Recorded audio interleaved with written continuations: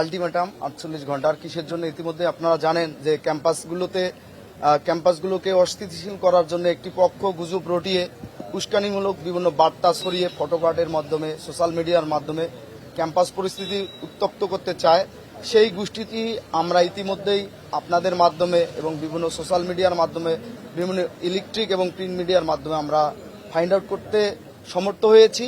আমরা স্পেসিফিক যে কয়েকজন ব্যক্তির নামে আমরা অভিযোগ পেয়েছি, সেই ব্যক্তিগুলোকে আমরা আমাদের ভিসি মহোদয়ের কাছে জানিয়েছি যে কারা কারা এই উস্কানিমূলক কথাবার্তা ছড়ানোর জন্য জড়িত।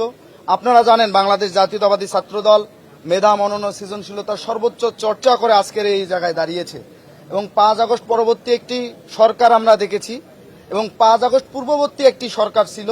সেই সরকারটি আপনারা তো সবাই জানেন, ফেসিবাদের সেই সরকারের সময় আমরা বাংলাদেশ জাতীয়তাবাদী ছাত্রদল সহ বাংলাদেশের গণতান্ত্রিক প্রগতিশীল কোনো ছাত্র সংগঠনেই সঠিকভাবে রাজনৈতিক চর্চা করতে পারেনি।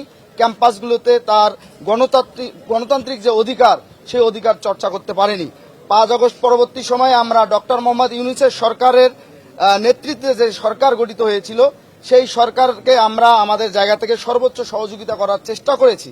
কিন্তু সেই সরকারের সময়েও একটি মব পরিস্থিতি তৈরি ছিল এবং মব উস্কে দিয়ে একটি পক্ষ ক্যাম্পাসগুলোতে ছাত্র রাজনীতি চাই না এবং বিভিন্ন ধরনের উস্কানিমূলক কথাবার্তা বলে ক্যাম্পাসের শিক্ষার্থীদেরকে বিভ্রান্তকর পরিস্থিতিতে ফেলত।